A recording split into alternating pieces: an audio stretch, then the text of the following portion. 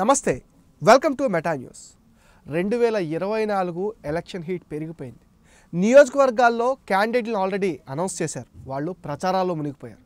కానీ కొన్ని చోట్ల ఇంకా అధికార పార్టీ దురాఘాతాలు కొనసాగుతూనే ఉన్నాయి. అసలు 2024 తర్వాత ఆంధ్రప్రదేశ్ ముఖ చిత్రం ఎలా ఉండబోతుంది? అవ్వాతాతలను అడ్డుపెట్టుకు చేస్తున్న రాజకీయం వెనుక కుట్ర ఉందా? ఇలాంటి విషయాలన్నీ తెలుగుదేశం పార్టీ రాష్ట్ర వాణిజ్య విభాగం ఉపాధ్యక్షులు కలపాల కిరణ్ గారు మనతో ఉన్నారు. ఆయన అడిగి మరిన్ని ఇంట్రెస్టింగ్ డీటెయిల్స్ తెలుసుకుందాం. నమస్తే సార్ కిరణ్ గారు. ఇప్పుడు రాజకీయం ఆల్రెడీ డేట్ ఇచ్చేశారు. మే 13వ తారీఖున ఎలక్షన్ అని చెప్పారు. ఇక అందరూ ఓట్లు వేయడానికి సిద్ధంగా ఉన్నారు. నాయకులు ప్రచారాల్లో మునిగిపోయారు. కానీ ఒక పక్కన ఆంధ్రప్రదేశ్ అట్టుడికిపోతుందనే చెప్పాలి. దళితులు మెయిన్, నేను దళితులకు ఎంత చేశాను మాట్లాడితే నా ఎస్సీలు, నా బీసీలు, నా ఎస్టీలోని ప్రతి మీటింగ్లో జగన్మోహన్ రెడ్డి గారు ఇదే మాటలు చెప్తున్నారు. కానీ నిజంగా వాళ్ళకి ఆయన ఎంత చేశాడు అంటే మీరు ఒకటి గమనించాల్సిన విషయం ఏంటంటే, దళితులకి న్యాయం చేసిన పార్టీ తెలుగుదేశం పార్టీ. 2014లో అధికారం వచ్చిన తర్వాత దళితులని, ముఖ్యంగా దళిత కార్పొరేషన్ కానీ, లేదంటే దళితులకి ఇన్నోవాలు ఇవ్వటం కానీ, దళితులకి ఏది చేసినా తెలుగుదేశం పార్టీ చేస్తుంది. జగన్మోహన్ రెడ్డి ప్రభుత్వంలో 2019లో ఏమైందండి? దళితుడు ఒక మాస్క్ అడిగినందుకు నడి రోడ్డు మీద పిచ్చోడించేసి ఆఖరికి చంపేశారు వాళ్ళు. అలాగే ఎమ్మెల్సీ అనంతబాబు దళితుడిని శిరోమండనం చేసి చంపేసి పార్సిల్ తీసుకెళ్ళాడు. ఇలా చూస్తే ఒకళ్ళు కాదండి, దళితుల మీద అకృత్యాలు చేసింది జగన్మోహన్ రెడ్డి. ఈ రోజున నేను జగన్మోహన్ రెడ్డిని సూటిగా ఒక క్వశ్చన్ అడుగుతున్నా. నువ్వు క్రైస్తవుడువా, హిందువా? అసలు క్లారిటీ ఉందా నీకు? అంటే రాజకీయాల కోసం జగన్మోహన్ రెడ్డి పబ్బం గడుపుకుంటూ దళిత అస్త్రం అడ్డం పెట్టుకుని ఈ రోజున దళితులను అడ్డం పెట్టుకుని ఈ రోజున ఓట్లు అడుగుతూ నా బిడ్డలు, నా దళితులు నా వాళ్ళు అంటున్నాడు కదా. ఒకటే అడుగుతున్నా, 2019లో జగన్మోహన్ రెడ్డికి ఒక దళితులు ఓటేస్తేనే జగన్మోహన్ రెడ్డి గెలిచాడా? అంటే ఆ రోజు నుండే జగన్మోహన్ రెడ్డి దళిత కార్డును వాడటం మొదలుపెట్టాడు. ఒక పక్కన సగం క్రైస్తవుడుగా, సగం హిందువుగా, వాళ్ళ దగ్గర వీళ్ళు, వీళ్ళ దగ్గర వాళ్ళని మోసం చేస్తూ ఈ రోజున ఎక్కడికే వెళ్ళినా సరే దళితుల్ని ఒక ఓటు కార్డుగా వాడుకుంటున్నాడు. కానీ దళితుల్ని బానిస ఓటర్లుగా వాడుకుంటున్నాడు జగన్మోహన్ రెడ్డి. ఇది పక్కా నిజం. ఇది రేపు పొద్దున రేపు జరగబోయే ఎన్నికల్లో దళితులు జగన్మోహన్ రెడ్డి కొట్టే దెబ్బ ఎలా ఉంటుందంటే, జీవితంలో ఇంకొకసారి దళితులు అంటే బానిస ఓటర్లు కాదు, దళితులు అంటే ఏంటో చూపిస్తారు ఈ రోజున. అంబేద్కర్ అంటే వాళ్ళనండి, నేను అనేది దళితులు అంటే తక్కువ వాళ్ళని కాదండి, ఇక్కడ ఓటర్లను వాళ్ళని తక్కువ చేసి చూపిస్తాడు అక్కడ. అంటే వాళ్ళని ఓటర్స్గానే పరిగణిస్తున్నాడు. కానీ వాళ్ళకి ఇవ్వాల్సింది ఇవ్వటం లేదు, చేయాల్సింది చేయటం లేదు. చెయ్యకపోగా ఒక జస్ట్ మాస్క్ అడిగినందుకండి, ఒక సుధాకర్ డాక్టర్ చదవాలంటే ఈ రోజున ఎంత కష్టం అండి. అలాంటి డాక్టర్ చదివిన వ్యక్తి ఒక మాస్క్ అడిగినందుకు అంటే మేము ప్రాణాలు పోగొట్టుకోవాలా? రేపొద్దున మాకు మాస్కులు కూడా ఇవ్వకుండా మీరు ఏం చేస్తున్నారని ప్రభుత్వాన్ని అడిగితే చంపేస్తాడా? అంటే దళితులు అడిగితే చంపేస్తాడా? అంటే మీరు ఇక్కడ గమనించాల్సింది ఒకటేనండి, దళిత కార్డును వాడుకొని ఓట్లు అడిగి రాజకీయ పబ్బం గడుపుకుంటున్నాడు. అంటే నేను ఇక్కడ ఒకటి ప్రజలు గమనించాల్సింది ఏంటంటే, జగన్మోహన్ రెడ్డి పదవి కావాల్సింది తన ప్రాణాలను రక్షించుకోవడానికి, కేసుల నుండి కాపాడుకోవటానికి, జైలుకి వెళ్లకుండా జైలు జీవితం గడపకుండా ఉండటానికి అధికారం కావాలి. ఆ అధికారం దళితుల ద్వారా, ఓట్ల ద్వారా రాబట్టుకుని రేపొద్దున లక్షల కోట్లు దండుకుని ఈ రోజున దళితుల్ని ఒక బానిస ఓటర్లుగా చిత్రీకరిస్తున్నాడు. అంటే దళితులు అంటే ఒక ఓట్లు వేయడానికే పనికి వస్తారా? ప్రజాస్వామ్యంలో దళితులకి ఒక పెద్దపీట లేదా? మీరు చూడండి, దళితులకి పెద్దపీట వేసింది తెలుగుదేశం పార్టీ. ఆ రోజున లోక్సభ స్పీకర్ బాలయోగి గారిని కానివ్వండి, మీరు చూస్తే అలా చెప్పుకుంటూ పోతే చాలా ఉన్నాయండి. ఈ రోజున ఒక దళిత మహిళని ద్రౌపది ముర్ము గారిని ప్రధాని మోడీ గారు తీసుకొస్తే చంద్రబాబు నాయుడు గారు అవుట్ రైట్గా సపోర్ట్ చేశారు. అది దళితులకి ఇచ్చే పెద్దపీట. ఈ రోజున అదే బాలయోగి కుమారుడు అమలాపురం గంటి హరీష్ కుమార్ తను రాజకీయ భవిష్యత్తు ఇవ్వడానికి చంద్రబాబు నాయుడు గారు ముందుకు వచ్చారు. అలా తెలుగుదేశం పార్టీ దళితులకి పెద్దపీట వేస్తుంది. వీళ్ళు ఒకటేనండి, 2024లో ఏదైతే దళిత కార్డుని అడ్డం పెట్టుకుని ఓట్లు దండుకోవాలనుకుంటున్నారో అదే దళితులు తిరగబడే పరిస్థితి వచ్చింది. ఈ రోజున నా క్రైస్తవులు, నా మైనార్టీలని రాజకీయ పబ్బం గడుపుకోవడానికి మాత్రమే వాళ్ళని వాడుకుంటున్నాడు. ఈ రోజున దళితులకి ఏం చేశాడండి అంటే, మొన్న 2019లో 151 సీట్లు వచ్చినాయి. అంటే ఎవరిస్తే ఓట్లు వచ్చినాయి? అక్కడ కులాల వారీగా, మతాల వారీగా, ప్రాంతాల వారీగా విభజించాడు కానీ ఎప్పుడన్నాడు? ముందు మాట్లాడాలి. ఆఫ్టర్ ఎలక్షన్ అంటే జగన్మోహన్ రెడ్డి స్కెచ్ ఏంటంటే 2009లో ఎలాగూ గెలిచాం, 2024లో గెలవటానికి ఆ రోజే జగన్మోహన్ రెడ్డి ఒక పీలర్ వదిలేడండి. ఎలా అంటే రేపొద్దున నాకు ఈ గెలుపుని అందించింది అందరికీ ఇవ్వకుండా దళితులకి ఇస్తే రేపొద్దున మళ్ళీ అదే దళితులు రేపొద్దున 2024లో నాకు ఓటేస్తారని ముందే రాజకీయం చేసిన వ్యక్తి జగన్మోహన్ రెడ్డి. అది నిజంగా గమనించాల్సింది. ఆ రోజున ప్రభుత్వం మీద వ్యతిరేకత లేకపోయినా, ప్రజల్లో వ్యతిరేకత లేకపోయినా ఆ రోజు జగన్మోహన్ రెడ్డి ఎందుకు గెలిచాడంటే ముక్త కంఠంతో రాష్ట్ర ప్రజలందరూ జగన్మోహన్ రెడ్డి మాయలో పడి జగన్మోహన్ రెడ్డి ఏదో చేసేస్తాడు, ఏదో పీకేస్తాడు, రాజన్న కొడుకని ఒక్క అవకాశం అని చెప్పి 4 అంశాలు దోహదపడ్డాయండి ఆ రోజున. ఒక్క అవకాశం అని చెప్పి ప్రజల నెత్తి మీద చేయి పెట్టి అడుక్కున్నాడు ఆ రోజున. తర్వాత మీరు రాజశేఖర రెడ్డి బిడ్డ అన్నాడు. 3 కోడికత్తి కేసు, 4 బాబాయ్ గొడ్డలి పోటు. ఆ రోజు జరగని దాన్ని జరిగినట్టు చిత్రీకరించి బాబాయ్ గొడ్డలి పోటుని గొడ్డలిపోటుగా మార్చి ఆ రోజు చంద్రబాబు నాయుడు గారి మీద నారాసుర రక్త చరిత్ర అన్నాడు. చివరికి సిబిఐ ఏం తెలిసిందండి? జగనాసుర రక్త చరిత్ర అని తెలిసింది. ఈ రోజున నీ చెల్లెళ్ళు ఇద్దరూ నిన్ను నడి రోడ్డు మీద ఆరేస్తున్నారు కదా, నువ్వేం సమాధానం చెప్తావు? నీ సొంత చెల్లి, సరే వివేకానంద రెడ్డి నీ వాడు కాదని అర్థమైపోయింది, నీ చిన్నాన్న కాదని. ఎందుకంటే నువ్వు ఎప్పుడైతే చంపావో నీకు వివేకానంద రెడ్డి కుటుంబానికి 2 భాగాలు అయిపోయినాయి.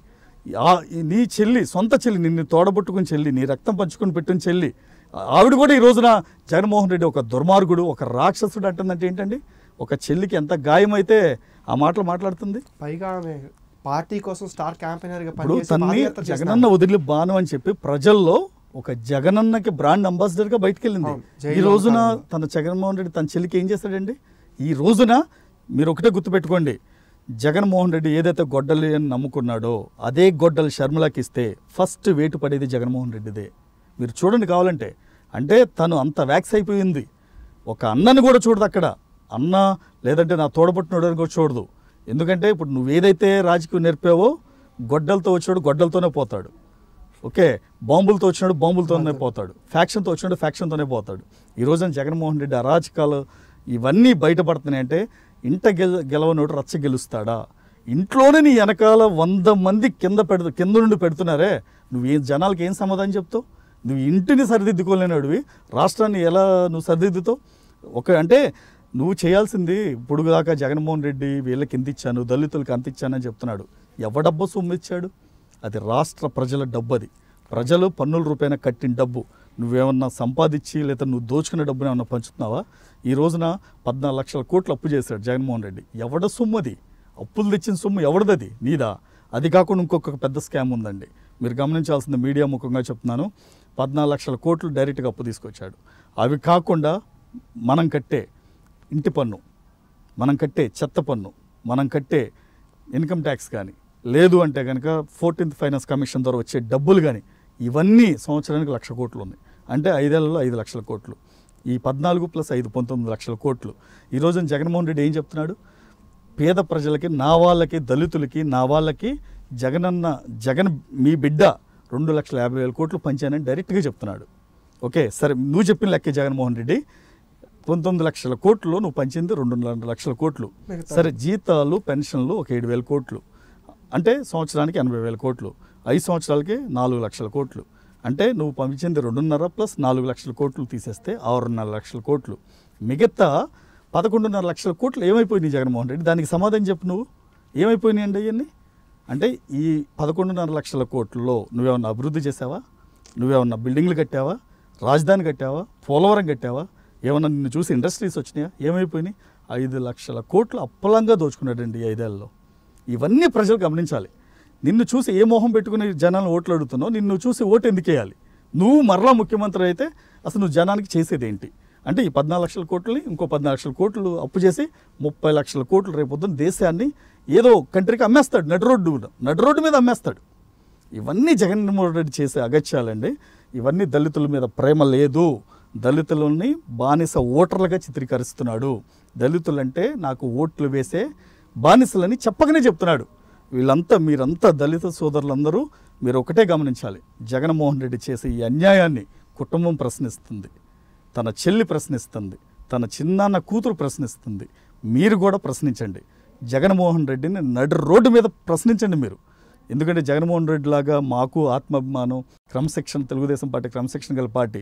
అదే చంద్రబాబు నాయుడు గారిని నందిగామలో చంద్రబాబు నాయుడు గారిని నడి రోడ్డు మీద కాల్చేయండి అన్నాడు. అదే మాట మేము అనొచ్చు. ఎందుకంటే మాకు విజ్ఞత, సంస్కారం, పార్టీ ఇచ్చిన విలువలతో కూడిన రాజకీయం మేము చేస్తాం కాబట్టి ఆ మాటలు మాట్లాడలేం. దళితులు అవకాశం వస్తే వాళ్ళు ఏం చేస్తారో వాళ్ళకే తెలుసు. అది జగన్మోహన్ రెడ్డికి కూడా తెలుసు. ఈ విదేశీ విద్య సార్ 2014 ఆ ప్రాంతంలో తీసుకుంటే 2014 నుంచి 19 వరకు చాలా ఎక్కువ మంది స్టూడెంట్స్ మన ఏపీ నుంచి వెళ్ళి ఇది విదేశాల్లో చదువుకోవడం జరిగింది. కానీ ఈ 2019 నుంచి ఈ 23 మధ్యకాలంలో చాలా తక్కువగా, అంటే దాని పేరు మార్చారు, అంబేద్కర్ విదేశీ విద్య అని. అంటే అడుగడుగున పేర్లు మార్చుతున్నారు తప్ప ఫలితాలు ఏం కనపట్టలేదు. దాని గురించి మీరు ఏమంటారు? అంటే ఇక్కడ జగన్మోహన్ రెడ్డి చేసేదండి, సంక్షేమం ఇస్తున్నాను, డబ్బులు పంచుతున్నాను, మీ జగనన్న బిడ్డ అని మాయదారి మాటలు చెప్తున్నాడండి. ఒక మాయల పకీర్కి జగన్మోహన్ రెడ్డికి పెద్ద తేడా లేదు. జగన్మోహన్ రెడ్డి ఒక మాయల పకీర్. మాయల పకీర్ ఏం చేస్తాడండి? మీ దగ్గర మాట్లాడే మాటలు నా దగ్గర మాట్లాడు, నా దగ్గర మాట్లాడే మాటలు మీ దగ్గర మాట్లాడు. అలా ప్రతి ఒక్కరి దగ్గర ఆ మాయ మాటలు చెప్పి, అందుకే మాయల పకీర్ అన్నారు. ఆ మాయ మాటలు చెప్పి ప్రజల్ని తప్పుదోవ పట్టించి మీకు ఏదో చేస్తానని నమ్మబలికి ఈ వికృత చేష్టలు చేసే వ్యక్తులు ఉంటారే, అలాంటి వాళ్ళు జగన్మోహన్ రెడ్డి నెంబర్ 1. ఈ రోజున విదేశీ విద్య కోసం అంతకుముందు కాపు కార్పొరేషన్ ద్వారా చాలామంది కాపు విద్యార్థులు ఈ రోజున అమెరికాలో కానీ, ఆస్ట్రేలియాలో కానీ, కెనడాలో కానీ, లండన్లో కానీ కొన్ని వందల మంది వెళ్ళారండి ఆ రోజున. అప్పట్లో తీరా చూస్తే ఈ రోజున కనీసం ఇంజనీరింగ్ చదివిన వాడు రాష్ట్రాన్ని దాటి వెళ్ళే పరిస్థితి లేదు. ఎందుకంటే గవర్నమెంట్ నుండి ప్రోత్సాహం లేదు. ఓకే, అలానే నువ్వు ఇచ్చే వాలంటీర్స్కి ఉద్యోగం అని చెప్పి తన సకల శాఖ మంత్రి సజ్జల రామకృష్ణ ఏమంటున్నాడండి? వాలంటీర్లకు ఇచ్చే ఉద్యోగం కాదంట, పార్ట్ టైం జాబ్ అంటున్నాడు. నువ్వు అలాంటప్పుడు 2.5 లక్షల ఉద్యోగాలు నువ్వు ఇచ్చానని ఎలా చెప్తావు? అంటే అది వాలంటీర్లకి ఉద్యోగం కాదన్నాడు, వాలంటీర్కి ఇచ్చే జీతం గౌరవ వేతనం అన్నాడు. అలాంటిది వీళ్ళు, అంటే వీళ్ళల్లో ఒకరికొకరికి క్లారిటీ లేదు. సజ్జల రామకృష్ణారెడ్డికి, జగన్మోహన్ రెడ్డికి. గతంలోనే సజ్జల రామకృష్ణారెడ్డి అన్నాడు, మా ముఖ్యమంత్రికి పిఆర్సీ అంటే ఏంటో తెలియక అవగాహన రాహిత్యంతో ఏదో మాట్లాడాడు అన్నాడు. అంటే తన ముఖ్యమంత్రిని తానే తీసి పక్కన పడేశాడు, కూరలో కరివేపాకులాగా. అలాంటి సకల మంత్రి సజ్జల ఏం చెప్తాడు? సమాధానం ఏం చెప్తాడు? అంటే వీళ్ళల్లో ఒక క్లారిటీ లేదు, ఏం చేయాలనేది లేదు.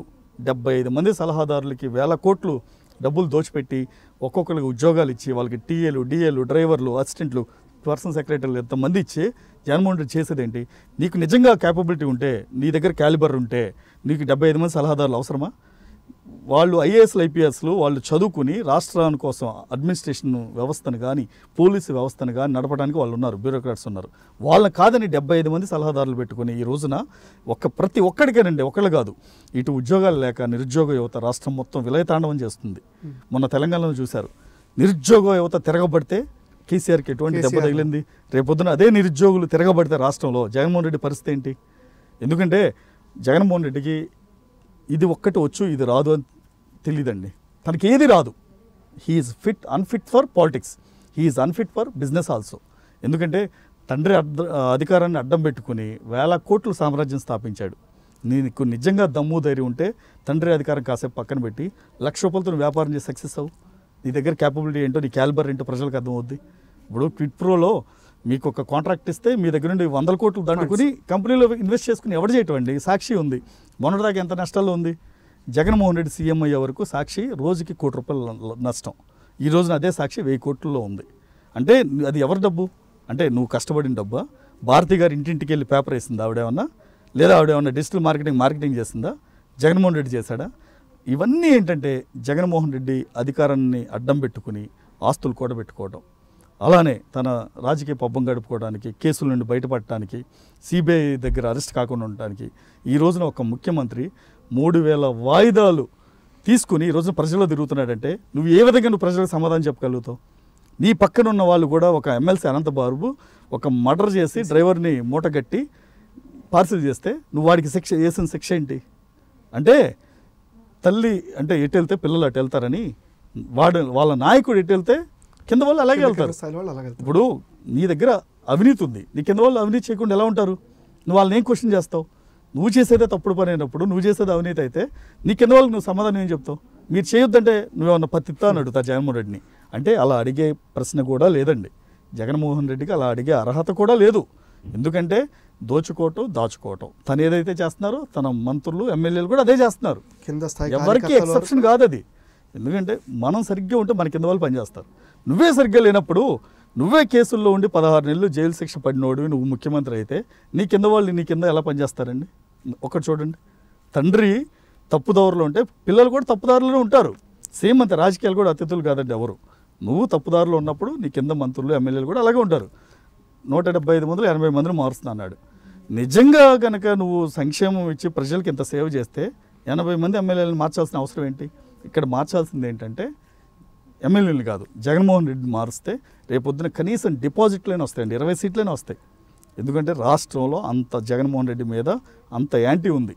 అది జగన్మోహన్ రెడ్డికి తెలుసు. అయినా పైకి గంభీరంగా కనిపిస్తూ మేకపోతే గాంభీర్యం ప్రదర్శిస్తున్నాడు. Why not 175? అది కళ జగన్మోహన్ రెడ్డికి. ఇవే చివరి ఎన్నికలు. ఇక రేపు ఫ్యూచర్లో రాజకీయ భవిష్యత్తు అనేది లేదు. శాశ్వతంగా రాజకీయాలుగా దూరంగా ఉండాల్సిన పరిస్థితి. సరే, ఈ ఎన్నికల్లో యువత గురించి మాట్లాడాలండి. ఎందుకంటే కొత్తగా నమోదైన ఓట్లు కూడా యువతవే ఎక్కువనే. అదేవిధంగా ఈ యువత నిరుద్యోగ సమస్యతో పక్క బాధపడుతుంటే కొంతమంది యువత టీడీపీకి దూరం అవుతున్నారని ఒక ఇది ఉంది.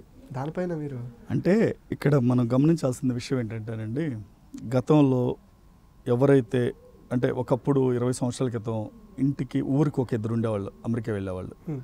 ఈ రోజున ఊరికి కనీసం మినిమం 50 మంది నుండి 70 మంది ఉండేవాళ్ళు. ఓకే, ఎందుకంటే తర్వాత మారుతున్న టెక్నాలజీని కానివ్వండి, చంద్రబాబు నాయుడు గారు 99 నుండి 2004 వరకు తీసుకొచ్చిన అభివృద్ధి ఫలాలు కానివ్వండి, ఇంజనీరింగ్ కాలేజీలు కానివ్వండి, ఐటీ జాబ్స్ కానివ్వండి, సాఫ్ట్వేర్ ఇండస్ట్రీ హైదరాబాద్లో డెవలప్ అవడం కానివ్వండి, ఇవన్నీ ఏంటంటే రాచబాటేసింది వీళ్ళందరికీ. అంటే ఈ రోజున గ్రామాలు కూడా అభివృద్ధి చెందినాయి అంటే because of that reason only. 1999 నుండి 2004 వరకు బాబు గారు తీసుకొచ్చిన విజనరీ ఏదైతే ఉందో, విజన్ ఉందో, దాంట్లో భాగమై ఈ రోజున అంటే అమెరికాలోనే 10 లక్షల మంది తెలుగు వాళ్ళు ఉన్నారండి. అందులో ఈ టర్మ్లో వెళ్ళిన వాళ్ళు 99 నుండి ఇప్పటి వరకు ఈ 25 సంవత్సరాలు వెళ్ళిన వాళ్ళు కనీసం 7 లక్షల మంది ఉన్నారు. ఇవన్నీ చూస్తే ఈ రోజున యువత ఈ రోజున చదువుకున్నాడు, ఊర్లో ఉండటానికి ఇష్టపడట్ల. ఫస్ట్ ఒకటి ఏంటంటే ఏపీలో కంపెనీలు లేవు. అభివృద్ధి అనేది 5 ఏళ్ళ నుండి కుంటుపడిపోయింది. ఒక్క కంపెనీ లేదు. ఉన్న కంపెనీలు ఎస్సీఎల్ కానివ్వండి, ఫ్రాంక్లిన్ టెంపుల్టన్ కానివ్వండి, వైజాగ్లో హెచ్ఎస్బీసీ కానివ్వండి, ఇవన్నీ ప్రపంచ శ్రేణి సంస్థలన్నీ జగన్మోహన్ రెడ్డి దెబ్బకి భయపడి వెళ్ళిపోయినాయి. అతి కష్టం మీద బాబు గారు ముక్కి మూలిగి కియాని తీసుకొస్తే ఆఫ్టర్ ఆల్ ఒక ఎంపీ, హిందూపూర్ ఎంపీ గోరంట్ల మాధవ్ ఆ కియా సంస్థ యాజమాన్యం మీద తొడగొట్టి వార్నింగ్ ఇచ్చి బెదిరించిన దాఖలాలు కూడా చూసాం. అంటే వీళ్ళకి కంపెనీలు తీసుకురావటమే చేత కాదు, వాళ్ళు ఉన్న వాటిని వెనక్కి పంపించడం కూడా వీళ్ళకి తెలుసు. వీళ్ళకి అంటే ఉన్నవి నిలబెట్టుకోవడం కూడా చేత కదండి వీళ్ళకి, ఈ ప్రభుత్వానికి. లూలు మాల్ కూడా అలాగే వెళ్ళిపోయింది. అలా చాలా వెళ్ళిపోయినాయి అండి. ఆఖరికి అమర్రాజా బ్యాటరీస్ కానివ్వండి, చిత్తూరులో 40 ఏళ్ళు అగ్రగామిగా ఉన్న అమర్రాజా బ్యాటరీ ప్రపంచ అగ్రశ్రేణి సంస్థ ఎక్సైడ్ బ్యాటరీస్తో పాటు ఉండి కంపెనీ కూడా ఈ రోజున ఒక పొల్యూషన్ అంటే 40 ఏళ్ళుగా లేని పొల్యూషన్ ఈ రోజు వచ్చిందంట సజ్జల రామకృష్ణ రెడ్డికి. ఓకే, వీళ్ళు తలుచుకుంటే ఇప్పుడు జగన్మోహన్ రెడ్డి సిమెంట్ ఫ్యాక్టరీలు ఉన్నాయి, భారత సిమెంట్ కానివ్వండి, ఎక్కడ మీకు జగ్గేపేటలో అలా తెర చూస్తే ఆ ఫ్యాక్టరీలు పొల్యూషన్ రావండి. ఎందుకంటే వీళ్ళు వాడేది స్కైలైన్ టెక్నాలజీ వాడతారు వీళ్ళు. ఎందుకంటే డైరెక్ట్గా స్మోక్ని ఆకాశంలో పంపించడం ఆ టెక్నాలజీ జగన్మోహన్ రెడ్డి దగ్గర మాత్రమే ఉంది, అది ఎవరి దగ్గర లేదు. వీళ్ళు చేసే కంపెనీలకు పొల్యూషన్ బోర్డు కానీ ఏ నిబంధనలు అవసరం లేదు. అదే ప్రతిపక్ష పార్టీలకైతే 100 ఉంటాయి, రూల్స్ అండ్ రెగ్యులేషన్స్ ఉంటాయి. ఇప్పుడు తీరా చూస్తే జగన్మోహన్ రెడ్డి ఈ రోజున చేసే ప్రతి దానికి మూల్యం చెల్లించుకోక తప్పదు. ఈ రోజున యువత మీద చూస్తే ఈ రోజున ఉన్నా సరే చదువుకున్న వాళ్ళు ఉద్యోగాలు లేక నువ్వేదో పెద్ద గాంభీర్యంగా ప్రకటించా 2.5 లక్షల ఉద్యోగాలని. ఎవరికి ఇచ్చాడండి? 2.5 లక్షల మందిలో కనీసం 1,75,000 మంది ఎంకామ్లు, ఎంబీఏలు, బీటెక్లు, ఎంటెక్లు చదివి 5,000 ఉద్యోగానికి పనిచేస్తున్నారు. అంటే ఒక ఎంటెక్ చదివిన వాడికి నువ్వు ఇచ్చేది అదేనా? అదేమంటే గౌరవ వేతనం అంటున్నారు. ఈ రోజున మీకు గత 4.5 ఏళ్ళగా చూస్తే ఒక్క కంపెనీ 13 ఉమ్మడి జిల్లాల్లో చూస్తే శ్వేతపత్రం రిలీజ్ చేయమని జగన్మోహన్ రెడ్డిని ఒక్క కంపెనీ వచ్చిందా? కనీసం ఈ రోజున హైదరాబాద్లో 9 లక్షల మంది ఐటీ ఉద్యోగులు ఉన్నారు. తర్వాత నాన్ ఐటీ సెక్యూరిటీ గార్డ్స్ కానివ్వండి, హౌస్ కీపింగ్ కానివ్వండి 7 లక్షల మంది ఉన్నారు. అంటే చూస్తే 16 లక్షల మంది ఉద్యోగులు ఉన్నారు. వాళ్ళ కుటుంబాలు ఈ రోజున గత 15 సంవత్సరాల క్రితం 40 లక్షలు ఉన్న జనాభా హైదరాబాద్ 1,40,00,000 అయింది. ఈ రోజున ఏపీలో ఎంతమంది ఉన్నారండి? తిప్పి కొడితే రాష్ట్రం మొత్తం మీద 25,000 మంది ఐటీ ఉద్యోగులు లేరు. 25,000 మంది. అవి కూడా పెద్ద కంపెనీలు కాదు, చిన్న చిన్న కంపెనీలు. అంటే అది కూడా రాష్ట్రం మీద ఉన్న మమకారం, రాష్ట్ర వాళ్ళ ఊరి మీద ఉన్న మమకారంతో వాళ్ళు అక్కడ పెట్టారు. బాబు గారు హయాంలో వచ్చిన అయ్యే బాబు గారు వచ్చినప్పుడు వచ్చిన కంపెనీలు అవి. ఈ రోజున ఒక్క కంపెనీ లేదండి. యువత రేపు ఇంకోటి మీరు ముఖ్యంగా గమనించాల్సిన అంశం ఏంటంటే, యువత ఈ రోజున చదువుకున్న వాళ్ళు, చదువుకోని వాళ్ళు అందరూ గంజాయి మత్తులో కొట్టుమిట్టాడుతున్నారు. గంజాయి కేర్ ఆఫ్ అడ్రస్ ఆంధ్రప్రదేశ్ అయిపోయింది. ఒకప్పుడు అభివృద్ధి అంటే ఆంధ్రప్రదేశ్ వచ్చేది. ఈ రోజున గంజాయి అంటే ఆంధ్రప్రదేశ్, డ్రగ్స్ అంటే ఆంధ్రప్రదేశ్. మొన్న వైజాగ్ పోర్ట్లో 25,000 కేజీలు డ్రగ్స్ దొరికినాయి. అది ఎవరి ద్వారా వచ్చినాయండి? అది రాష్ట్ర ప్రజలందరికీ తెలుసు. అది ఆ కంపెనీ సంధ్య ఆక్వా, అది మెరైన్ కంపెనీ. ఎవరిది? అది జగన్మోహన్ రెడ్డి తొత్తుది. అంటే 25,000 కోట్లు యాజ్ పర్ గవర్నమెంట్ లెక్కల ప్రకారం 50,000 అంటే బ్లాక్ మార్కెట్లో దగ్గర 1,00,000 కోట్లు. ఈ డబ్బు ఎవరిని నువ్వు యువతని కాకుండా ఎవరిని మోసం చేద్దామని తీసుకొస్తున్నావు?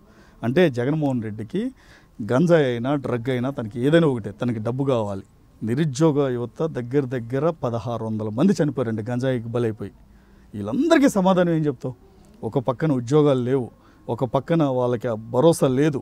నువ్వు ఈ రాష్ట్రాన్ని ఏం చేస్తావో తెలియదు. నేను ఒకటే చెప్తున్నా, వాలంటీర్లు అందరూ చంద్రబాబు నాయుడు గారు ఒక అభయాస్తం ఇచ్చారు. మీకు స్కిల్ డెవలప్మెంట్ ద్వారా మీ స్కిల్స్ని పెంచి రేపొద్దున ఒక్కొక్కరికి 50,000 వచ్చేటట్టు చేస్తున్నారు. అది చంద్రబాబు నాయుడు గారి గొప్పతనం. నీలాగా ఉద్యోగాలు ఇచ్చానని డప్పు కొట్టుకుని నీ చెంచగాలతో డప్పులు కొట్టించుకోవడం కాదు జగన్మోహన్ రెడ్డి. నువ్వు నిజంగా నిరుద్యోగులకి ఏదైనా చేయగలిగితే వాళ్ళ మినిమం వేజ్ ఏదైతే ఉందో అది ఇవ్వు. 15,000, 20,000, 25,000. అది లేకుండా 5,000కి నువ్వు వాళ్ళని కట్టడి చేసి వాళ్ళని బానిసలు చేస్తావంటే నువ్వు ఏ విధంగా చేస్తావంటే, ఇక్కడ ఒకటేనండి జగన్మోహన్ రెడ్డి కాన్సెప్ట్ ఒకటే.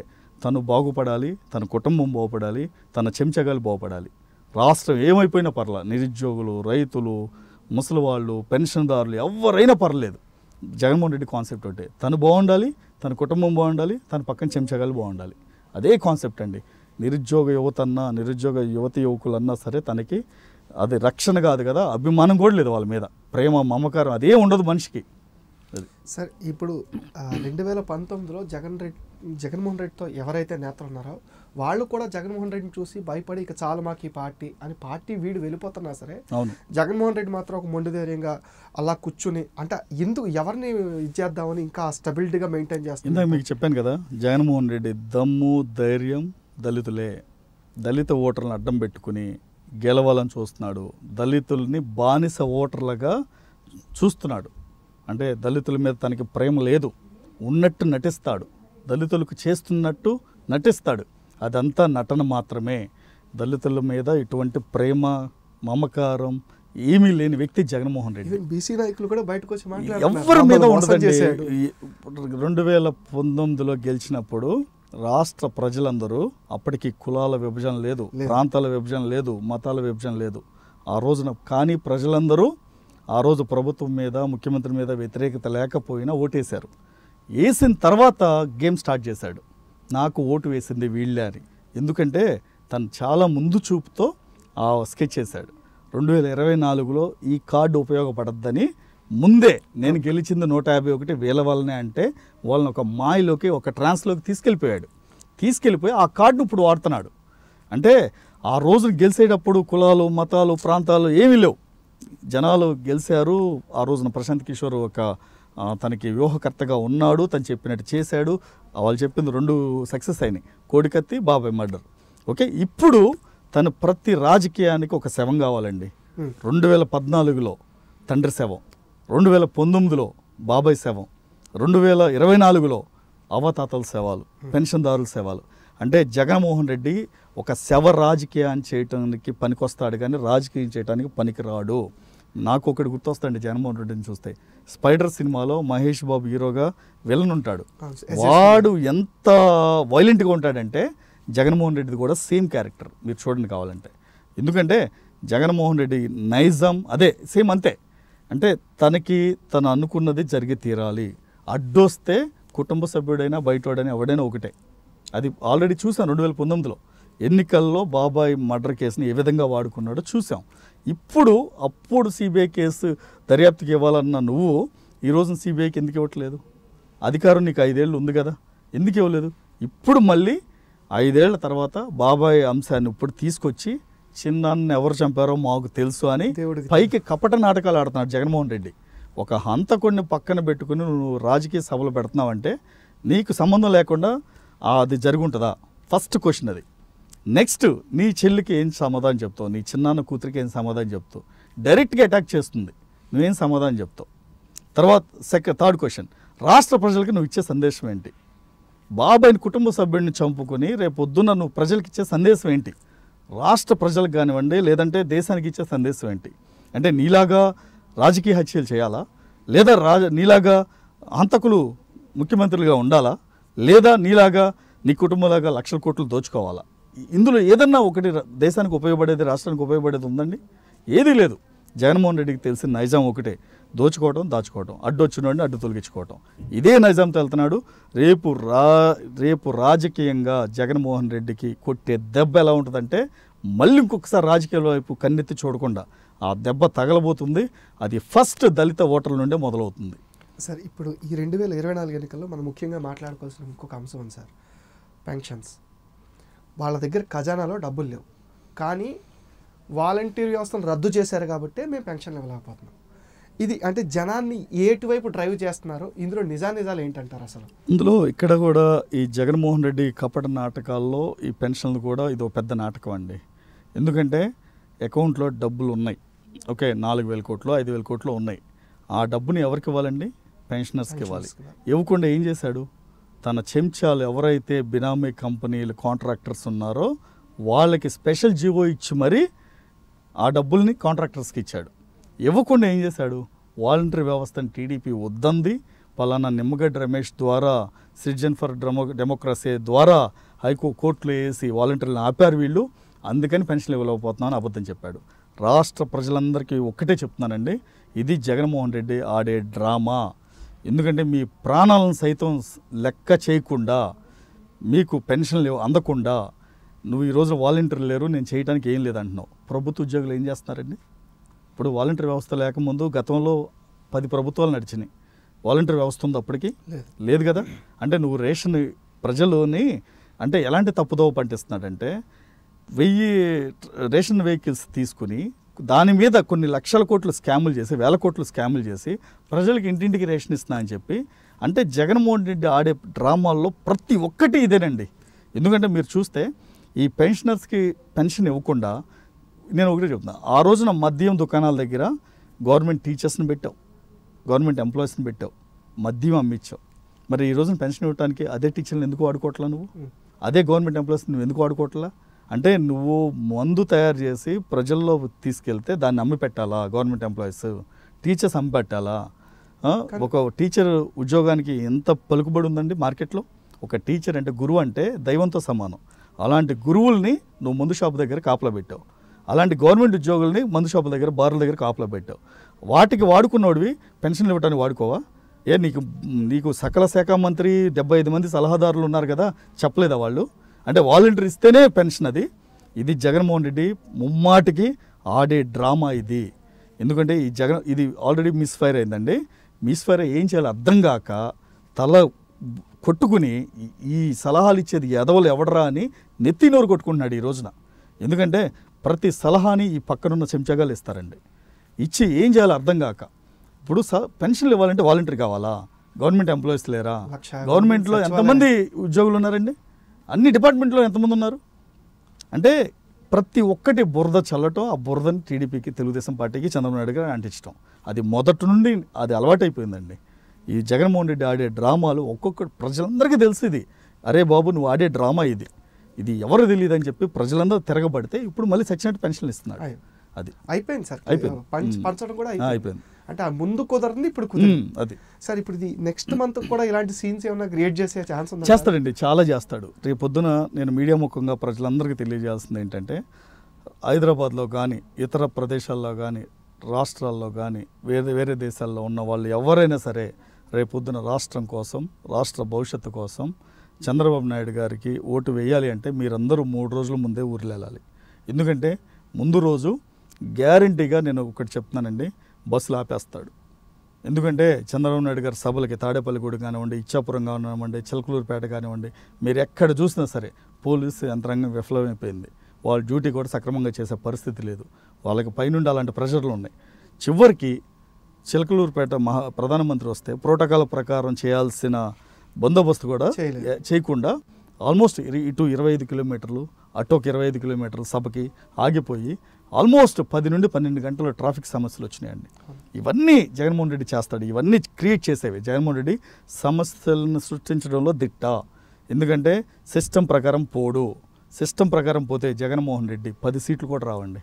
ఎన్ని అన్యాయాలు చేస్తారంటే అన్ని అన్యాయాలు చేస్తారు. 25 లక్షల దొంగ ఓట్లు రేపు పొద్దున NRB voters, non resident voters రేపు ఓట్లు వేద్దాన్ని ఊరు వెళ్తుంటే బస్సులు నడు రోడ్డు మీద ఆపేస్తాడు. ఆపేసి వాళ్ళని సొంత స్థానానికి వెళ్లకుండా ఆపేస్తాడు. అలా అది చేస్తాడు. నెక్స్ట్ ఇంకొక చాలా పెద్ద ప్లాన్ వేసాడండి. మార్నింగ్ 7 నుండి 11 గంటల లోపు వాళ్ళ ఓటర్స్తో, వైసీపీ ఓటర్స్తో ఓట్లు వేయించి తర్వాత ఏమంటారు గొడవలు సృష్టించే విధంగా ప్లాన్ చేస్తున్నాడు బూతుల దగ్గర. ఎందుకంటే ప్రతి ఊర్లోనూ క్రియేట్ చేస్తున్నాడు. అంటే కొంతమంది నిదానంగా వస్తారు. నేను తెలుగుదేశం పార్టీ కార్యకర్తలకి, అభిమానులకి, నాయకులకి నేను ఒకటే విజ్ఞప్తి చేస్తున్నా, మీరందరూ ఫస్ట్ 7 గంటల నుండి 12 గంటల లోపు తెలుగుదేశం పార్టీ వాళ్ళతో ఓటు వేయించండి. మీరు లైన్లోకి వచ్చే విధంగా ప్లాన్ చేయండి. రేపు వేసవికాలం కాబట్టి, సమ్మర్ ఉంది కాబట్టి మీరందరూ టెంట్లు వేసి ప్రజలందరినీ అక్కడ నుంచోబెట్టి, ఎందుకంటే రేపు పొద్దున 2-3 గంటల ఆ ఎండలో లైన్లో నుంచి ఉంటే బాడీ డీహైడ్రేట్ అయిపోయి వడదెబ్బ తగిలే పరిస్థితి కూడా ఉంది. మీరు ముందు జాగ్రత్త చర్యగా ప్రతి ఒక్కరూ టెంట్లు వేసి ఓటర్లని మీరు కాపాడుకోవాల్సిన బాధ్యత ఉంది. జగన్మోహన్ రెడ్డి ఇలాంటి అన్యాయం, అరాచకాలు చేయడానికి ముందుంటాడు. వాటిని ప్రతిదీ మనం ప్రతిఘటించాల్సిందే. ప్రతిఘటిస్తే పోయేదే ఉంది, బోడి ప్రాణం తప్ప. ఆ రోజున పెద్ద ఆయన ఎవరో అన్నారు. అలానే మనం ప్రతిఘటిద్దాం. ఒక రాక్షసుడిని, ఒక దుర్మార్గుడిని ఎదుర్కోవాలంటే 100 మంది మంచోళ్ళు తిరగబడాల్సిందే. ఆ తిరగబడితేనే రేపు పొద్దున రాజ్యాంగం పరిరక్షణ కానీ లేదా ప్రజాస్వామ్యం ఏపీలో ఉంటుందండి. లేదు అంటే కనుక మరోసారి జగన్మోహన్ రెడ్డి అయితే ఆంధ్ర వైపు వెళ్ళే పరిస్థితి లేదు. మరో బీహార్ కన్నా 20 సంవత్సరాలు ఆల్రెడీ 20కి వెళ్ళిపోయింది, 20 సంవత్సరాలు వెనక్కి వెళ్ళిపోయింది, మరొక 20 సంవత్సరాలు వెనక్కి వెళ్ళిపోద్ది కూడా. ఇక అయిపోయింది. ఆంధ్ర రాష్ట్రాన్ని మర్చిపోవటమే. మీకు భావితరాల భవిష్యత్తు చంద్రబాబు నాయుడు గారు. రాష్ట్రాన్ని కాపాడుకోవాల్సిన బాధ్యత ప్రతి తెలుగోడి మీద ఉంది. దయచేసి మీరందరూ 4 రోజుల ముందే మీ గమ్యస్థానాలకు వెళ్ళి మీరు ఏం చేయగలరో అది చేయండి. ఇక మూడ్ ఆఫ్ నేషన్ విషయం పక్కన పెడితే మూడ్ ఆఫ్ స్టేట్ సార్, 2024లో ఏపీలో ఆల్రెడీ 3 పార్టీలు కలిసి కూటమిగా ఏర్పడ్డాయి. ఎలాంటి రిజల్ట్స్ రాబోతున్నాయి అనుకుంటున్నారు? జనం మూడ్ ఎలా ఉంది? అంటే ఆల్రెడీ ప్రభుత్వం చేస్తున్న అరాచకాలు ఒక పక్కన చూస్తున్నారు.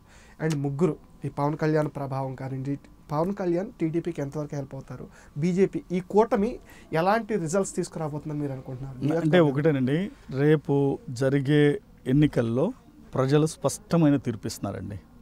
ఫస్ట్ జగన్మోహన్ రెడ్డి చేతగాంతనం, జగన్మోహన్ రెడ్డి పరాజయం. అంటే జగన్మోహన్ రెడ్డి అసలు రాష్ట్రాన్ని అభివృద్ధి చేయకపోవటం. ఎందుకంటే మేము కొత్తగా చెప్పాల్సిందే లేదండి. చంద్రబాబు నాయుడు గారు ఆల్రెడీ ప్రూవ్డ్ లీడర్, ఆల్రెడీ ఆయన ఒక విజనరీ లీడర్. రేపు జరగబోయే ఎన్నికల్లో ఒక విజనరీకి, ఒక ప్రిజనరీకి మరిగా జరగబోయే యుద్ధం అది. ఎందుకంటే జగన్మోహన్ రెడ్డికి, చంద్రబాబు నాయుడు గారికి నక్కకి నాగలో కొనుక్కున్నంత తేడా ఉంది. ఆయన వయసు, ఆయన అనుభవం అంత లేదు జగన్మోహన్ రెడ్డి వయసు. ఆయన పక్కన కూర్చోటానికి కూడా సరిపోడండి. కనకపు సింహాసనమును సునకమ్మను కూర్చోండి ఎలా ఉంటుందో జగన్మోహన్ రెడ్డికి అలా వచ్చింది సీఎం సీట్ అనేది. కరెక్ట్గా ఆ సీఎం సీట్లో కూర్చోడానికి అనర్హుడు, కూర్చునే అర్హత లేదు. ఒక సీఎం సీట్లో కూర్చునే వ్యక్తి ఎలా ఉండాలంటే రాష్ట్రం మీద, ప్రజల మీద ఒక అవగాహన ఉండాలి. ఓకే, తర్వాత గవర్నమెంట్ విభాగాల మీద ఒక అర్హత ఉండాలి, మాట్లాడాలి, స్పష్టమైన నాలెడ్జ్ ఉండాలి. అది ఏదీ లేదండి జగన్మోహన్ రెడ్డికి. ఒక పిఆర్సీ అంటే ఏంటో తెలియదు, డెవలప్మెంట్ అంటే ఏంటో తెలియదు, పెన్షన్లు ఎలా ఇవ్వాలో తెలియదు, ఆఖరి బ్యూరోక్రాట్స్తో పనిచేయించుకోవడం తెలియదు. తర్వాత ఏ రోజున ఒక ఐఏఎస్తో కానీ, ఐపీఎస్తో కానీ ఒక సమీక్ష పెట్టాడు చూసారా మీరు? ఆఖరికి బస్సు యాత్రను కూడా తన గ్రామాల్లో నుండి వెళ్లకుండా, గ్రామాల్లో నుండి వెళ్తే ఆ గతుకుల రోడ్లో ఎక్కడ నడ్డి విరిగిపోద్దనని హైవేల మీద వెళ్తున్నాడు. జగన్మోహన్ రెడ్డి తెలుసండి, అభివృద్ధి లేదు అని తెలుసు. తనకి రాష్ట్రం మీద ప్రేమ లేదు, కుటుంబం మీద ప్రేమ లేదు, ఎవరి మీద ప్రేమ లేదండి. తనకు కావాల్సింది అధికారం. ఎందుకంటే తన రాజకీయంగా తన జైలు జీవితం గడపకుండా ఉండటానికి మాత్రమే రాజకీయం కావాలి, ముఖ్యమంత్రి సీటు కావాలి. అసలు తనకి ముందు చూపు అనేది లేదు, భవిష్యత్తు ప్రణాళిక అస్సలు లేదండి. తనకు ఒకటే దాచుకోవడం దోచుకోవటం. ఆల్రెడీ ప్రజలు అధికారం ఇస్తే 4 లక్షల కోట్లు దోచుకున్నాడు, మళ్ళీ అధికారం ఇస్తే ఇంకొక 5 లక్షల కోట్లు దోచుకుంటాడు, ప్రజల నెత్తి మీద టోపీ పెడతాడు. జగన్మోహన్ రెడ్డికి తెలిసింది అదే. ప్రజలందరికీ నేను ముక్త కంఠంతో చెప్పేది ఒకటే, మీరు ఓటు వేసే ముందు ఒక్కసారి ఆలోచించండి. రాష్ట్రానికి జరుగుతున్న అన్యాయం గురించి కాదు, నీ కుటుంబానికి జరుగుతున్న అన్యాయాన్ని ఆలోచించి నీ కుటుంబాన్ని కాపాడుకోవాలి. ఇప్పుడు మనం మన ఇంటి మీదకి ఎవడన్నా వస్తే కత్తి పడతాం, రాష్ట్రం మీదకి వస్తే కత్తి పడతాం. ఇప్పుడు జరుగుతున్న అన్యాయం నీ కుటుంబం మీదకి వచ్చింది. ప్రతి ఒక్కడు నీ కుటుంబాన్ని నువ్వే రక్షించుకోవాలి. అంటే మీ ఓట్లు మీరు వేసి రేపొద్దున రాష్ట్రాన్ని కాపాడుకోవాలి. అలా కాపాడుకుంటేనే రేపొద్దున చంద్రబాబు నాయుడు గారికి అధికారం వస్తే మళ్ళీ తెలుగుదేశం పార్టీ ఏంటో చూపిస్తారు. జగన్మోహన్ రెడ్డి అనేది ఒక ఫెయిల్యూర్ ముఖ్యమంత్రి అండి. జగన్మోహన్ రెడ్డికి మరొకసారి అవకాశం ఇవ్వడానికి ఇదే మొట్టమొదటి చిట్ట చివరి ముఖ్యమంత్రి అంతే. సరే, ఇక ఈ ఎన్నికల్లో గన్నవరం చాలా హాట్ సీట్ అనే చెప్పాలి. ఇక్కడ ఇద్దరు ప్రత్యర్థులు, ఒకటి వల్లభనేని వంశీ, ఇంకా మన ఈయన. ఈ ఇద్దరు వైసీపీ నుంచి వచ్చిన వాళ్ళే. ఇప్పుడు అక్కడ ఎలా ఉండబోతున్నట్టున్నారు సిచ్యువేషన్? ఇప్పుడు గన్నవరం ఎప్పుడైతే ఎర్రగడ్డ వెంకట్రావు గారు తెలుగుదేశం పార్టీలకు వచ్చారో ఆ రోజే సగం విజయం ఖరారైందండి. అందులో నో డౌట్. అది ఎవరెన్ని మాట్లాడుకున్నా సరే, ఎవరు ఎన్ని నాటకాలు వేసినా సరే, అంతిమ విజయం ఎర్రగడ్డ వెంకట్రావు గారిదే. వల్లభనేని వంశీ గురించి అంటారా, ఆల్రెడీ తెలుగుదేశం పార్టీ 2 సార్లు అవకాశం ఇచ్చింది. ఇస్తే తెలుగుదేశం పార్టీని లేదు, చంద్రబాబు నాయుడు గారిని లేదు, తల్లి లాంటి బోనమ్మని ఏ విధంగా అనరాని మాట్లాడినారో ప్రజలందరికీ తెలుసు. ఆ మాటల్ని నువ్వు తుడిచేసుకున్నా రాష్ట్ర ప్రజలు ఎవరూ మర్చిపోలేదండి. ముఖ్యంగా గన్నవరం ప్రాంత ప్రజలు ఎవరూ మర్చిపోలేదు. రేపు రాబోయే ఎన్నికల్లో వల్లభనేని వంశీకి తగిన గుణపాఠం చెప్పడానికి గన్నవరం ప్రజలు రెడీగా ఉన్నారు. యార్లగడ్డ వెంకట్రావు గారికి ఆయనకి చాలా వ్యత్యాసం ఉందండి. ముఖ్యంగా రాజకీయ అవగాహన. యార్లగడ్డ వెంకట్రావు గారు గతంలో ఓటమి చెందిన తర్వాత ఆయన చాలామంది ఇలానే వంశీ మనుషులు కొన్ని క్రియేట్ చేశారు, ఆయన ఉండడు వెళ్ళిపోతాడని. ఆయన గత 5 సంవత్సరాలు ఓడిపోయిన తర్వాత కృష్ణా జిల్లా సహకార కేంద్ర బ్యాంక్ డైరెక్టర్గా పనిచేశారు. పనిచేసి కూడా ఆ బ్యాంకుని లాభాల బాట పట్టించారు. తర్వాత నిరుద్యోగ యువతని తీసుకుని ఉద్యోగ కల్పన చేశారు. అలానే రేపొద్దున గన్నవరం మీద స్పష్టంగా ఆయనకి ఏం చేయాలో ఒక ఐడియా ఉందండి. ఒక బ్రహ్మలింగ చెరువుని కానివ్వండి, తర్వాత కంపెనీలు ఎలా డెవలప్ చేయాలని కానివ్వండి, నియోజకవర్గానికి పరిశ్రమలు ఎలా తీసుకురావాలని కానివ్వండి. 2 క్లస్టర్స్ ఉన్నాయండి, ఐటీ క్లస్టర్ ఉంది, మ్యానుఫ్యాక్చరింగ్ ఉంది. హెచ్సిఎల్ కంపెనీలు కానివ్వండి, గన్నవరంలో ఐటీ కంపెనీస్ కానివ్వండి, లేదు వీరపనేగూడెంలో ఏపీఐఎస్సి ద్వారా, మల్లెవల్లిలో ఏపీఐఎస్సి ద్వారా తన నియోజకవర్గంలో ఉన్న యువతని ఎలా కాపాడుకోవాలి, వాళ్ళకి ఉద్యోగ కల్పన ఎలా ఇవ్వాలనేది యార్లగడ్డ వెంకట్రావు గారికి స్పష్టమైన అవగాహన ఉంది. దానికి చంద్రబాబు నాయుడు గారు, లోకేష్ గారి మద్దతు కూడా ఉంది. రేపొద్దున రాబోయే ఎన్నికల్లో వంశీని భారీ మెజార్టీతో, అంటే 25,000 పైచీలక మెజార్టీతో యార్లగడ్డ వెంకట్రావు గారు ఓడించబోతున్నారు. గన్నవరంలో చరిత్ర తిరగరాయబోతున్నారండి. ఎందుకంటే ఇంతవరకు విని ఎరుగని రీతిలో మెజార్టీ రాబోతుంది. దానికి సాక్ష్యం ఏంటంటే ఈ రోజున వైకాపా నుండి వస్తున్న చేరికలు. ఎందుకంటే చాలామంది ఇప్పుడు వెంకట్రావు గారిని దగ్గరగా చూసిన తర్వాత ఆయన్ని ఎలా ఉంటారు, ఏం చేస్తారు అనేది ఒక ప్రజలకి ఒక స్పష్టమైన అవగాహన వచ్చింది. ఎందుకంటే ముఖ్యంగా ఇన్ని రోజులు దూరంగా ఉన్న తెలుగుదేశం పార్టీ కార్యకర్తలు మళ్ళీ తల్లి లాంటి తెలుగుదేశం పార్టీలోకి రావటం, అలానే యార్లగడ్డ వెంకట్రావు గారికి మద్దతు కూడబెట్టడం, అలానే ఆయన కోసం రాత్రింబవళ్ళు కష్టపడి పనిచేయటం. ఎందుకంటే వీళ్ళు ఒకటేనండి, పార్టీ అధికారంలో ఉన్నా లేకపోయినా 2 సార్లు సీట్ ఇచ్చింది. 2014లో సీట్ ఇచ్చింది, 19లో సీట్ ఇచ్చింది. నువ్వు చేసిందేంటి? నువ్వు 2 సార్లు ఎమ్మెల్యే అయిన తర్వాత నువ్వు గన్నవరం నియోజకవర్గానికి చేసిన డెవలప్మెంట్ ఏంటి? అభివృద్ధి ఏమన్నా ఉంటే చెప్పానండి, ఫేస్ టు ఫేస్ మాట్లాడమనండి. ఎవరైనా సరే, వైకాపా నుండి కానీ వల్లభనేని వంశీ కానీ ఎవరైనా మాట్లాడచ్చు. చేసిన అభివృద్ధి ఏంటి, నువ్వు చేసింది ఏంటి? ప్రజలు ఒక్కటేనండి. రేపొద్దున యార్లగడ్డ వెంకట్రావు గారికి వంశీకి చూస్తే ఈయనకి ఆయనకి చాలా వ్యత్యాసం ఉంది. రేపొద్దున ప్రజలు గమనిస్తూనే ఉన్నారు. రేపొద్దున వంశీకి తగిన గుణపాఠం చెప్పడానికి గన్నవరం నియోజకవర్గ ప్రజలు రెడీగా ఉన్నారండి. ఎందుకంటే మొదటి నుండి తెలుగుదేశం అంటే గన్నవరానికి తెలుగుదేశం పార్టీ అడ్డా, గన్నవరం అడ్డా అని. సో రేపొద్దున అదే నినాదం ముందుకెళ్తుంది. అది ఎవరు బ్రేక్ చేయలేరు. అది పుచ్చలపల్లి సుందరయ్య గారి కాలం నుండి గన్నవరం అంటేనే ఒక సెన్సేషన్ రాష్ట్రంలో. అది నెక్స్ట్ చంద్రగిరి నియోజకవర్గం కూడా ఇంచుమించు అదే ఫైట్తో నడవబోతుంది. మీరు చంద్రగిరి ముఖ్యంగా చూస్తానండి, చంద్రబాబు నాయుడు గారు ఫస్ట్ కాన్స్టిట్యున్సీ, మొదటిసారిగా ఎమ్మెల్యే అయింది అక్కడి నుండి, మంత్రి అయింది కూడా అక్కడి నుండి. ఈ రోజున ఆ చంద్రగిరికి రాష్ట్రంలోనే గన్నవరం తర్వాత అంత ప్రత్యేకత ఉంది. ఈ రోజున ప్రత్యేకంగా చంద్రబాబు నాయుడు గారు, లోకేష్ గారు దాని మీద పూర్తి దృష్టి పెట్టి ఈ రోజున పులివర్తి నాని గారు గెలవడానికి బాటలు వేశారండి. ముఖ్యంగా చెవిరెడ్డి భాస్కర్ రెడ్డి చేస్తున్న అన్యాయాలు ప్రజలందరికీ తెలుసండి. గంజాయి క్యాపిటల్ అయిపోయింది ఈ రోజున. చంద్రగిరిలో ఏ మారుమూల ప్రాంతం వెళ్ళినా సరే గంజాయి దొరుకుతుంది. ఓకే, తర్వాత అలాగే ఎర్రచందనం, నెక్స్ట్ మట్టి మాఫియా, తర్వాత ఇసుక మాఫియా, ఇలా ఒకటి కాదండి. అలా చూసుకుంటూ పోతే ఒక్క చంద్రగిరిలోనే చెవిరెడ్డి భాస్కర్ రెడ్డి ఒక ఎమ్మెల్యేగా 4,000 కోట్లు సంపాదించాడంటే మీరు అర్థం చేసుకోండి. అంటే జగన్ తెలియకుండా జరుగుతుందా, జగన్ కన్సర్న్లో జరుగుతుందా? జగన్మోహన్ రెడ్డికి తెలుసు, అన్నీ తెలుసు. ఎందుకంటే వాళ్ళ నాయకుడు చేసేది అదే కదా. వాళ్ళ నాయకుడు జగన్మోహన్ రెడ్డి ఏదైతే చేస్తారో ఎమ్మెల్యేలు కూడా అదే చేస్తారు. ఈ రోజున 4,000 కోట్లు సంపాదించి రాష్ట్రంలో ఎమ్మెల్యేలు అగ్రస్థానంలో ఉన్నాడు చెవిరెడ్డి. ఈ రోజున తను నిలబడపోయినా, తన కొడుకు నిలబడినా రేపొద్దున గుణపాఠం తప్పదు. ఒకటే, పులివర్తి నాని గారు ప్రజల మనిషి, ప్రజల కోసం పనిచేసే మనిషి. ఈ రోజున ఆయన చంద్రగిరి నియోజకవర్గంలో భారీ మెజార్టీతో గెలవబోతున్నారు. అది ఫస్ట్ గెలిచి చంద్రబాబు నాయుడు గారికి, లోకేష్ గారికి కానుక ఇవ్వబోతున్నారు. మీరు రాసి పెట్టుకోండి, రేపు గెలిచేది పులివర్తి నాని గారే. ఆయన ఈ 4.5 ఏళ్ళు ప్రజల కోసం, ప్రజల చేత ఎన్ని చేశారని చేశారండి. ప్రతి పోరాటంలోనూ ఆయన ఏంటో తెలిసింది ప్రజలందరికీ. మనకు కావాల్సింది పులివర్తి నాని కానీ ఇలాంటి అక్రమార్కులు కాదు, ఇలాంటి అవినీతి పరులు కాదు అని చంద్రగిరి ప్రజలు ఈసారి స్పష్టమైన తీర్పు ఇవ్వడానికి రెడీగా ఉన్నారండి. రేపొద్దున ఈ చంద్రగిరి నియోజకవర్గంలో తెలుగుదేశం జెండా రెపరెపలాడి రేపొద్దున చంద్రబాబు నాయుడు గారికి భారీ గిఫ్ట్ ఇవ్వబోతున్నారండి పులివర్తి నాని గారు. సార్, ఈసారి 2024 ఎన్నికల్లో క్యాండిడేట్ను చూసి ఓట్ అయిపోతున్నారా, పార్టీని చూసి ఓట్ అయిపోతున్నారని మీరు అనుకుంటున్నారా? అంటే రేపు 2024లో ముఖ్యంగా క్యాండిడేట్ని చూసి ఓటేస్తారండి. అది ముఖ్యమంత్రి చంద్రబాబు నాయుడు గారు, అంటే కాబోయే ముఖ్యమంత్రి చంద్రబాబు నాయుడు గారు. ఎందుకంటే 175 నియోజకవర్గాలకి అభ్యర్థి ఆయనే, రాష్ట్రానికి దశ తీసుకొచ్చేది ఆయనే, రాష్ట్ర భవిష్యత్తు చంద్రబాబు నాయుడే, భావితరాల భవిష్యత్తు చంద్రబాబు నాయుడు గారే.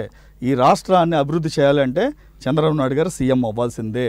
మరి ఎవరు అయినా సరే ఈ రాష్ట్రం దిక్కులేని స్థితిలో ఉంటుంది. ఎందుకంటే రాష్ట్రాన్ని అంత వెనకబడేటట్టు అభివృద్ధిని కుంటుబడేటట్టు చేసిన జగన్మోహన్ రెడ్డి ఇంకొకసారి అధికారం ఇవ్వరు. రాష్ట్రాన్ని దశ మార్చాలన్నా, రాష్ట్ర భవిష్యత్తు బాగుండాలన్నా చంద్రబాబు నాయుడు గారు ముఖ్యమంత్రి అవ్వాల్సిందే. అది 100% జరిగి తీరుతుంది. అది ప్రజల్లో కూడా స్పష్టమైన మార్పు వచ్చిందండి. ఎందుకంటే మనం చెప్పుకోవడం కాదు, మీడియా ముందు ప్రజల్లో కూడా స్పష్టమైన మార్పు వచ్చింది. ఎందుకంటే జగన్మోహన్ రెడ్డి కనీసం తను చేయాల్సిన దాంట్లో 5% కూడా చేయలేదండి. ఎందుకంటే కంప్లీట్ 100% ఫెయిల్యూర్ ముఖ్యమంత్రి. ఒక్క అవినీతి తప్ప అభివృద్ధి అనేది లేదు. అది అరాచకం తప్ప అభివృద్ధి అనేది లేదు. దోచుకోవడం తప్ప అభివృద్ధి అనేది లేదు. వీటన్నిటికీ care of address Jaganmohan Reddy. ఇప్పుడు ఈసీ ఎలక్షన్ కమిషన్ ఏదైతే ఉందో, ఈ ఎన్నికలు కూడా అమల్లో ఉన్న నేపథ్యంలో నిష్పక్షపాతంగానే పనిచేస్తుందని మీరు అనుకుంటున్నారా, లేకపోతే ఎక్కడైనా అధికారానికి తొలగి తొత్తుల్లా మారిన? అంటే ఒకటండి, ఎవరైనా సరే ఈసీని కాదని పనిచేస్తే అధికారులు ఎవరైనా మూల్యం చెల్లించుకోక తప్పదు. గతంలో రాజశేఖర రెడ్డి హయాంలో ఇలానే ఐఏఎస్లు పనిచేస్తే జైలు వచ్చి లెక్క పెట్టారు. మళ్ళీ ఆ రోజున రాజశేఖర రెడ్డి కాలంలో పనిచేసిన బీపీ ఆచార్య కానివ్వండి, అతి పిన్న వయసులో ఐఏఎస్ అయిన శ్రీలక్ష్మి కానివ్వండి, ఈ రోజున జైలు వచ్చి లెక్కబెట్టి మళ్ళీ ఇప్పుడు జగన్ కింద పనిచేస్తున్నారు. అంటే ఒకటి, చంద్రబాబు నాయుడు గారి కింద పనిచేస్తే వాళ్ళు, అంటే ఇప్పుడు చంద్రబాబు నాయుడు గారి కింద పనిచేసే ప్రతి ఒక్క ఐఏఎస్ కానీ ఐపీఎస్ కానీ ఈ రోజున సెంట్రల్ పిఎంఓ ఆఫీస్లో ఉన్నారండి. అంటే ప్రధానమంత్రి మోడీ గారి ఆఫీస్లో పనిచేస్తున్నారు. జగన్మోహన్ రెడ్డి దగ్గర పనిచేసే వాళ్ళు ఎక్కడున్నారండి? వీళ్ళందరూ జైలు వచ్చి లెక్క పెడుతున్నారు. అంటే మీరు ఒకటే, మీరు రాష్ట్రాన్ని కాపాడుకోవాల్సిన బాధ్యత ఐఏఎస్ ఐపీఎస్లదే. మీరు జగన్మోహన్ రెడ్డికి తలొగ్గితే రేపొద్దున జరగబోయే నష్టానికి బాధ్యులు మీరే, తగిన మూల్యం చెల్లించుకోక తప్పదు. Thank you sir, thank you. మరిన్ని చాలా ఇంట్రెస్టింగ్ విషయాలు మాకు చెప్పారు. ఇదండి 2024 ఎన్నికల్లో చంద్రబాబు సీఎం కావటం ఖాయం అండ్ కూటమి విజయ ఢంకా మోగిస్తుంది. అంటే ఇప్పటివరకు మీరు చూడని లెక్కలు నమోదు చేస్తుందని అంటున్నారు. ఇలాంటి మరిన్ని ఇంట్రెస్టింగ్ చిట్చాట్స్తో మళ్ళీ కలుసుకుందాం. Please subscribe to meta news.